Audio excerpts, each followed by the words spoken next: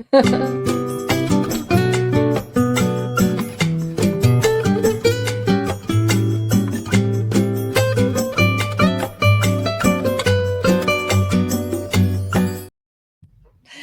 everybody. Welcome back to the Soulganize Your Life podcast. I'm Lynn Lacey, and I'd love to welcome Amber Sweener to the podcast. She is a speaker, a coach, a musician, and founder of Soul Seed. So I had to have her on, right? It's soul is right in the name of her business. So anyway, Amber, what we do here on the podcast is really straightforward. And that's to discuss how the outer circumstances of our life, such as, you had just said before we hit record, right? Like leading a band or leading a group of people, those are going to stimulate our inner selves and our inner experience in two very distinct ways. One is through the psychological ego, and that perceives itself as very separate and alone. And the other is through the divine soul connection to all that is, which I know you're going to use the words authentic self, which I love also. And so we're just going to basically discuss why is it important to know the difference that you actually have these two perspectives. I think it's really important. And this is where you're going to come in to help us discern even more about this inner conflict within ourselves, how we can identify and move through that, and then integrate these two very different experiences into one full, beautiful, messy human experience. So anyway, it is. It's pretty messy, right? So anyway, thank you so much for being here. And please keep introducing yourself. Jump on in. Awesome. Okay. I love this because my life story, many people maybe relate, has been this feeling of two sides of myself in conflict. And so much has transformed and happened in the last few years that have helped me come into a place of greater alignment. But going back to give a bit of an intro. So I grew up in rural Wisconsin, and I grew up in a hard working family, and we all are a product of all the things that we learn and gather and growing up. And I grew up in that classic hardworking family that had a lineage of alcoholism and had our own struggles. And I became the first in my family to graduate high school and go to college. And in and of that self, there was a lot of challenges and things to overcome. But I definitely became the path that I chose for consciously or unconsciously was one of becoming an extreme high achiever. There's so much that I am grateful for and grateful for a lot of the healing that's come. But there was a lot that I wanted to basically escape from my upbringing. And I was willing to do whatever it took to say that I want to create a life for myself where I feel like I have freedom of choice. And so that led me down a path of putting myself through college. I worked many jobs, multiple jobs at the same time. And but in all of that, if I go back to the beginning, even with all that experience of my childhood upbringing and how it drove me to become a high achiever, I was always extremely intuitive and sensitive from the time I was a young child. But I got a lot of messages in my upbringing and from the world that was a weakness, and there was a lot of shutting it down. And so then fast forward in my 20s to 30s, I had been working in sales jobs and marketing. And then I launched and started my own business in 2015. So coming on 11 years.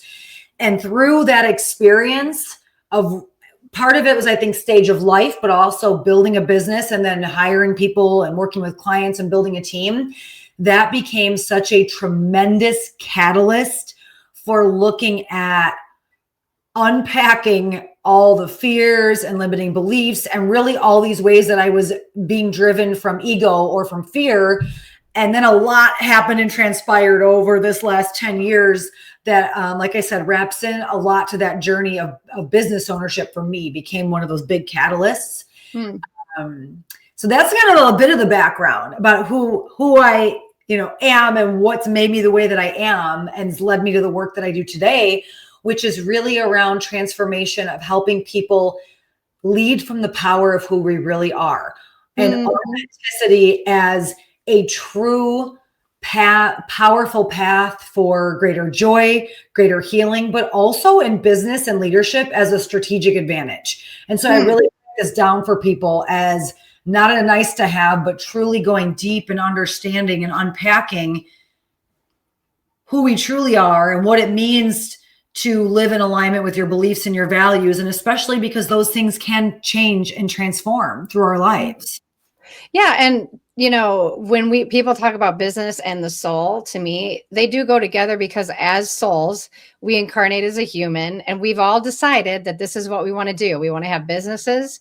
We want to have homes. We want to have money. I mean, like this is the place that we created. So talking about business to me is no different when you with what you're saying from a soul-based or authentic, true inner, passion rather than something that you were taught to do. And so again, like on this podcast, I really like to help people understand the difference between the ego and the soul. And the ego is pretty much developed, fully by the time, Freud might say by the time we're 12. Sure. And so you express yourself as, I grew up in a rural area. People weren't going to college or barely finishing high school. There was alcoholism, which I can only imagine what that was like for you to grow up in a house where you maybe felt a little less than important, when people are, inebriated. And so can you kind of describe, you said my choice was to become a high achiever. Like, how do you think your ego looked around the world and felt separate and alone, right? And said, this would probably be the best chance I have. So what do you remember about that? I'm able to see it now, and because of a lot of the work and learning and awareness I've done. But looking back, I really believe it was also driven from a real deep empathy and compassion and love. And a lot of it was wanting to, quite frankly, help my mom, heal my mom. And even when I was very young, I had an understanding of the traumas that my parents came through. So that's something that I'm grateful that I had that awareness from an early age. And I don't know where it came from other than being born with it, quite frankly. Right. Yeah. Because I was from an early age and I asked lots of questions about family lineage. And I was so grateful to have these deep relationships with my grandparents. And I came to understand later in life that I would get information and knowledge from different family members that other people didn't know. And I think it was because I was curious and wanted to understand how all the dots connected. Because what I was aware of was I did not like how I felt as a child. I did not like the anxiety around me, the yelling, the fighting, what felt like chaos. Yeah. But I also knew that my parents loved me deeply and were doing the best that they could with the circumstances that they had been raised with. And I picked up pieces. I mean, I think kids were very aware. I learned family history. Some of it was told to me. And a lot of that was out of a love for my mom, which has been a lifelong story for me to do my work around, right? Like I've had to release this protection of her and I can't do her healing for her. So a lot of this drive to do better in life, it was self-protection to say, I want to get myself out of this situation. I don't like how it feels. But I think there was this really deeper drive to say, I want to lead a path that's better for everybody around me. Oh, wow. Okay. So it sounds like you really were in touch with your soul-based experience when you're younger. Like you sound like you were an observer, right? You sound like the soul, I think, is a witness or an observer to all that is. And so you're saying your soul is plopped down and your body's like, I don't like this anxiety or the chaos. This doesn't feel like love. So I'm going to be loving. I'm going to build compassion for my parents and find out more about where did they come from? How did this happen? And then at some point, though, your ego probably took over, right, to some extent and said, but this is what you're going to do. You're going to be a high achiever, right? Like what was that flip like for you? Yeah. Part of that, I think also is, I don't know whether I say that's ego or it's, how to define that. It is, there's also that realistic fact that you need to have a path to how do we have more, resources or money that I don't repeat the cycle of living day to day, or how are we going to pay next week's bills? And so I don't, not everyone needs to go to college, but for me and my growing up, I saw that as a path to something more. I didn't know what it was going to lead me to, but I was like, I need to leave this town. I need to make sure I at least can get myself an education to give myself options, right? To get out and see and experience the world and be connected to the world beyond the small environment I was in. You know, another interesting thing, again, I was so young, don't know where it came from. From the time I was 4 and 5, I always said, I want to go to Africa. I always had a connection with Africa.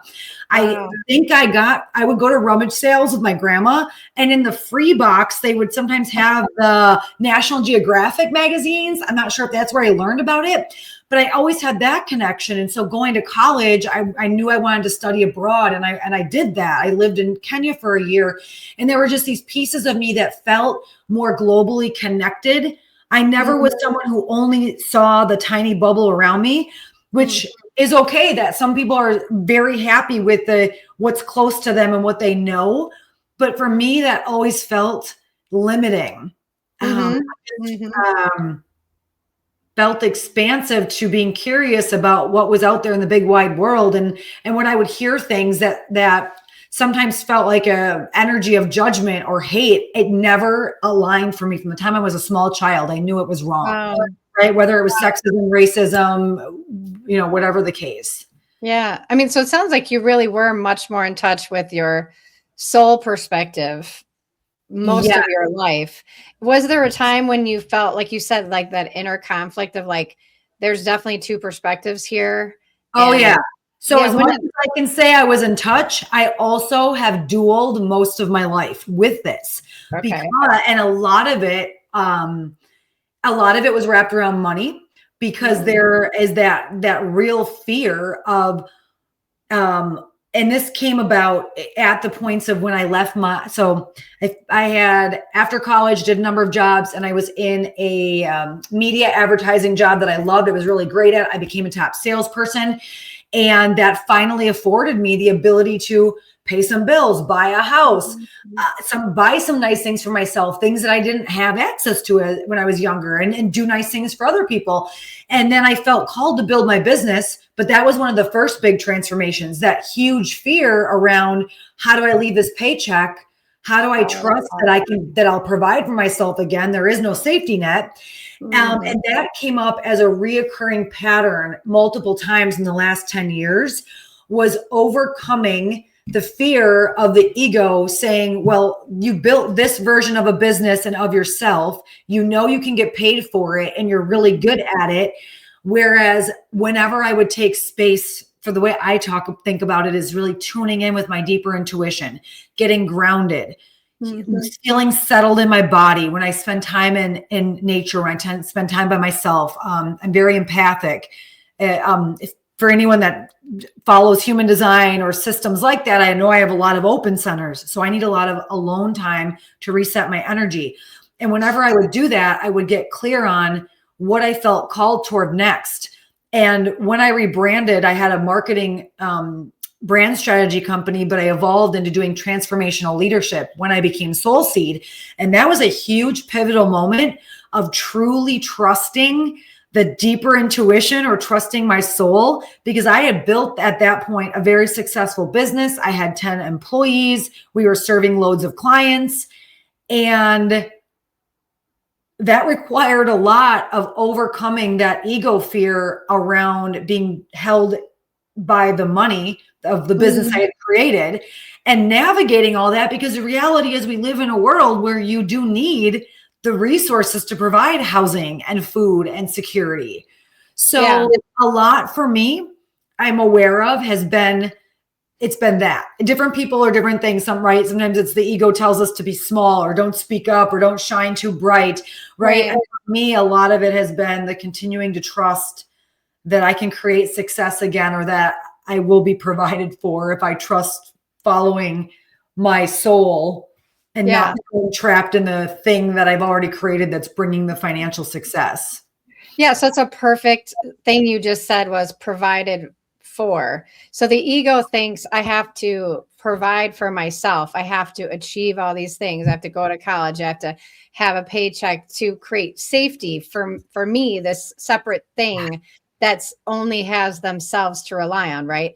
And then you're also describing the other perspective in you that eventually you took over and transcended your fear. You said, I knew the universe would provide for me if I kept following my passion, if I kept following my joy, even though the fear was there. So to me, that is integrating two perspectives, right? There is ego with fear that clearly has this viewpoint, right, from your childhood about what was going to cause you to feel safe and secure finally, right? And then there's the soul perspective that says, trust me. Like you said, I learned to trust my intuition.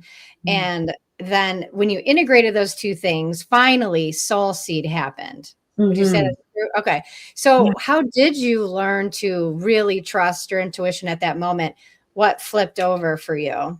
Where you said the soul is going to lead, right? The soul is going to lead. The authenticness of me is going to lead now. Like how did that happen? There were numerous steps. And one other thing I want to mention with that was also the parallels of my identity, which I haven't mentioned. I'm also a lifelong, many-year musician. I have a metal band.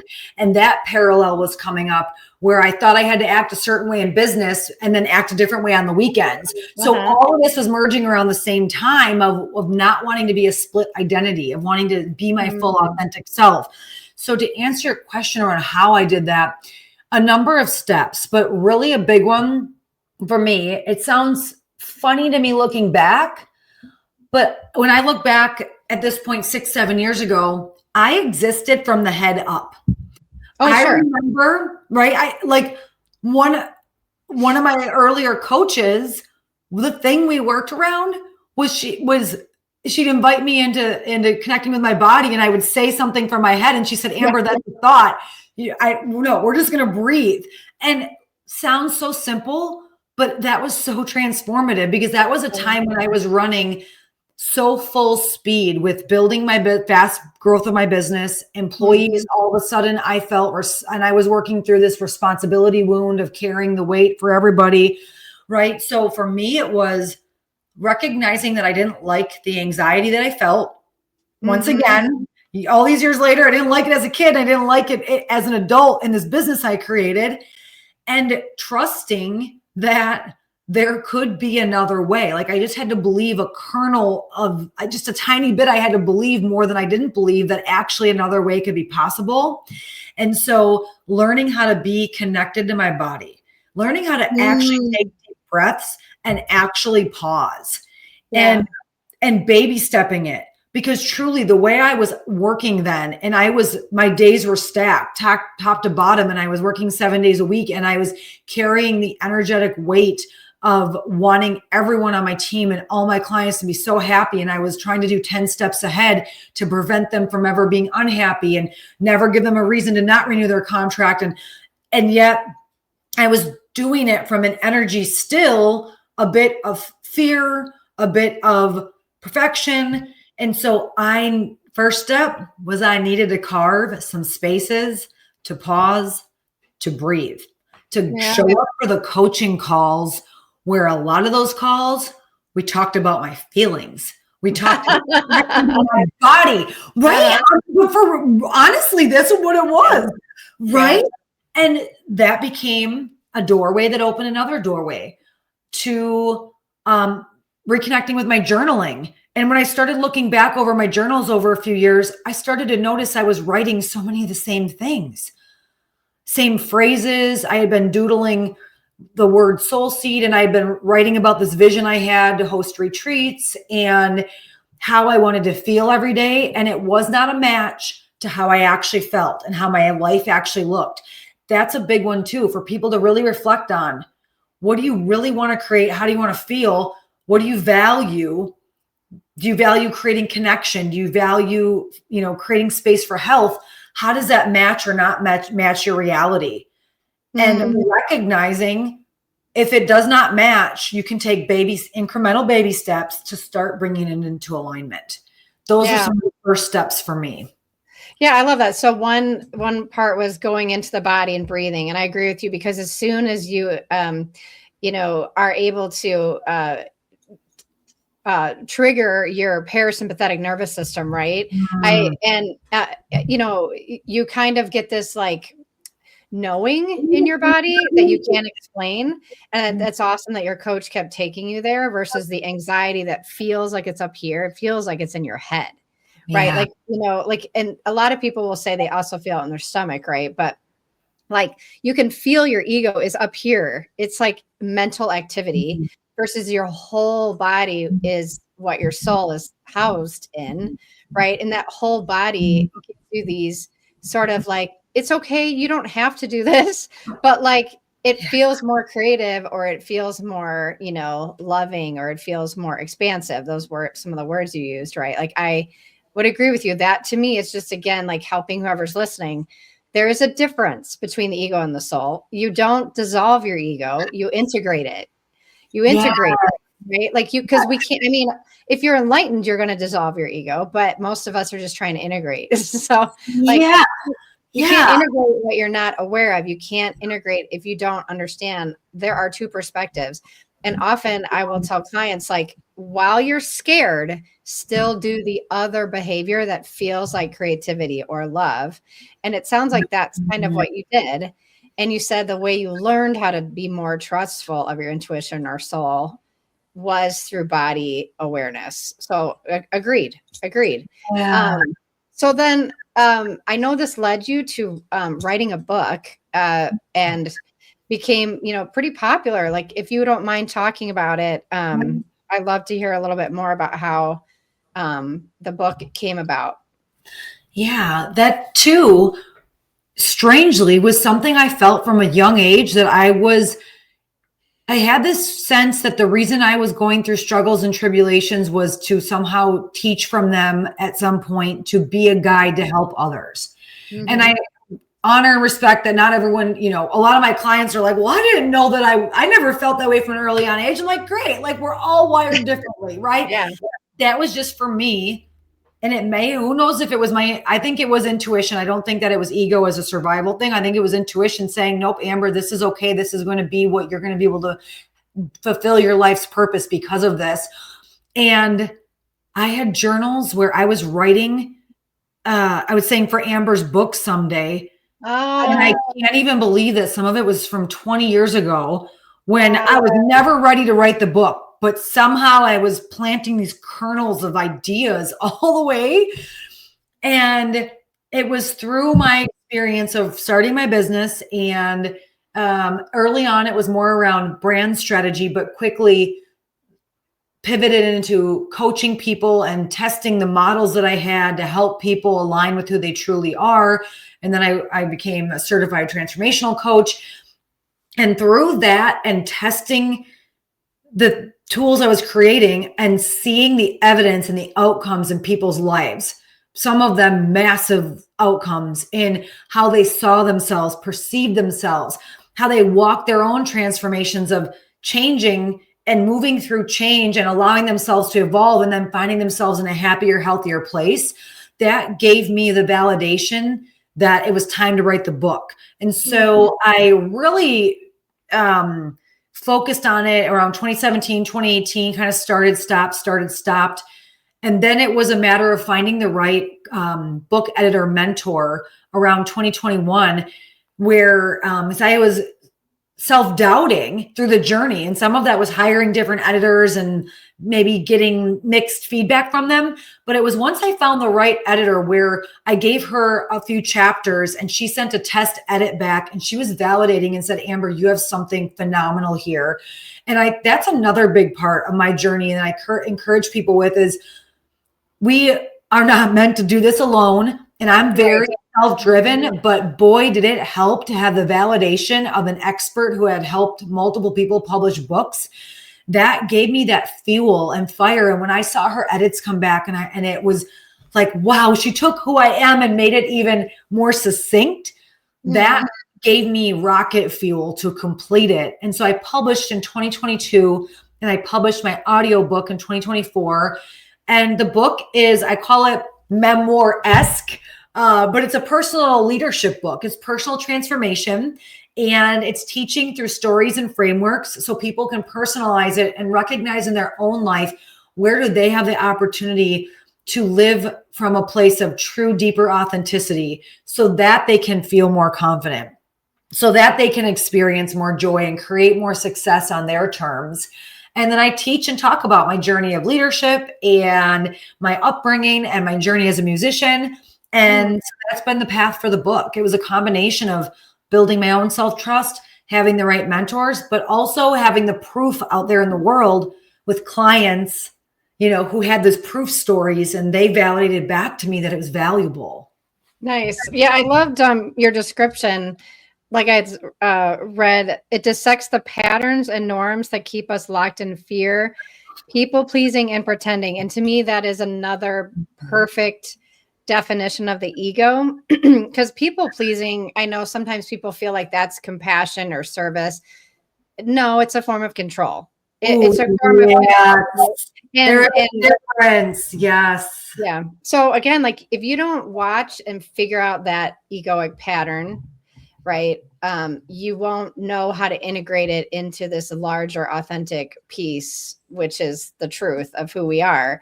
And so I know also, besides the book, you're going to be speaking at an event that I'm going to be at called the Joy Summit. And tell me a little bit more about what you're going to be speaking on specifically there. Yes. Well, I love that there is a summit focused on joy and the time of year that it is. And I'll be speaking on connecting with and unleashing more of your true authentic self. And my style is very interactive and experiential, so that people will be guided to embody what does it feel like and look like for them to bring forward more of who they truly feel called to be at this point in their life. And we'll look at frameworks. We'll have opportunities to connect with others. It'll be experiential. And that's what I do. I help people stand in more of the brilliance of what I call your authentic intelligence. That's innate to who you are. Yes. So how do you help people discern, right? Like when you say they're called, right? Like to your point, when you were younger, you felt called to be a high achiever, to go to college, right? And that was actually a form of trying to make sure that you were safe, right? And now how are you going to help us? Because I'll be at your talk also. Like, how are you going to help us discern the difference of those two voices that are calling us? Yeah. And I think it's important around that too, is recognizing, like you were saying, the sides of us in balance with each other. Whereas I still consider myself a high achiever, but my relationship with it is totally different. It's high achieving from flow and on the things that I feel called to create and where I want to create success. Right. And so, so your question was how will I help people integrate those parts? Yeah, because again, we get called from both perspectives. So how do you help us discern to listen to the call that's more expansive rather than restrictive and fear-based? Yep. So at the talk, there'll be the way that guiding people to connect with through the experiences to get to a deeper place that feels good in our body. But outside of the talk, I like to use, there's a number of tools that I use in combination, and I like looking at the snapshot. And one of them that's been really powerful is human design. But I also use that with Enneagram and the DISC and Clifton Strengths Finder. I have my clients take all of them. Wow. So that we can look at an awareness and understanding of how our unique makeup is made, because we each connect with the feeling of what's true for us in a different way, depending on our makeup. Some people are gut decision makers or their gut, whereas some of us are, I'm an emotional decision maker and I need to talk something out 5 different ways with 5 different people so that I can feel into my own truth. So to answer that is a bit personalized. And I encourage people to recognize that the way that they'll connect with truth over fear may look different from someone else. And that's actually really powerful to learn that, because some of us are walking around trying to make ourselves follow someone else's unique pattern. Yeah. Right. Absolutely. And I love when you just said that it takes a while, because that's why we need coaches, right? Yeah. Like I'm a therapist and I'm usually helping people speak their pain or to kind of be able to cope and tolerate with that. And then, hopefully heal from that. But I know that talk therapy doesn't finish the job. So like you said, like going into the body and then working with a coach or somebody who can keep extending, like, how do you tell the difference how do you tell the difference Yes. between truth and fear? You know what it feels like to ruminate, to be anxious, to have fear, and to think that, you only have this one shot, or I have to please these people, or whatever those controlling type of behaviors are, versus the deeper truth, which again is why I think if people would be open to working with someone like you after listening to your talk, like it will show the power of working with someone over time who lets you understand this about yourself in such a beautiful way, where it's not your best friend or your mom, right, who's attached to your outcomes and your ego. So, I hope that people will look you up. I hope people will come to the Joy Summit. It's January. Oh gosh, what day is it? January 31st. It's a Saturday. Yeah, and it's in Lake County. It's in Lake County here in Illinois. And yeah, I hope that people will come see you, or at least look you up on Soul Seed, right? So how do people find you? Yes.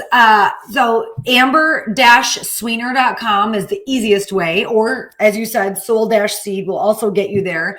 And on my website, I have some different free resources, a few workbooks that really take people deeper through this this conversation that we're talking about.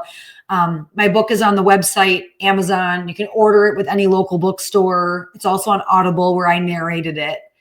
Yeah, that's awesome. So you have a workbook to help people sort of personalize too. What's the difference between these two perspectives? Yeah. All right. So the last question I got to ask you is, what is the name of your band?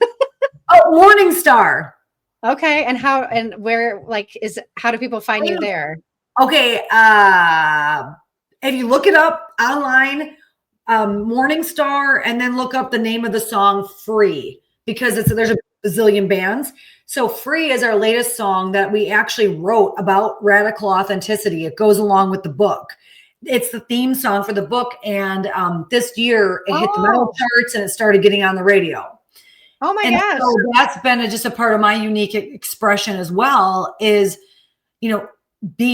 owning and coming forward with that, my full integration of self, because that was a story I was struggling with for a while, that I won't be taken seriously or viewed as a professional if I bring my musician self forward. And that's been part of my journey, is actually seeing how everything's an ecosystem and everything flows together. And so it's really awesome and fun. Now, sometimes when I'm speaking, I sing, I bring in stories of the journey as a band. Wow, that's amazing. That is really cutting edge or new age, right? Authentic, right? Where your band is helping to actually support the transformational experiences that you're giving people in coaching. That's right. And I'm guessing you're the singer. Yeah. Yeah. You're the front woman. Yes. Yeah. Awesome. All right. Well, thank you so much for being here. And I appreciate everything that you shared with us. I hope people check you out, the Soul Seed or the Warning Signs band. And I'll see you at the Joy Summit. And I hope other people will consider coming to the Lake County Joy Summit. It sounds really fun. I haven't been yet. I'll have a booth there myself. Great. And yeah. So thank you again so much for being here. Thank you. All right. Have a good rest of your day.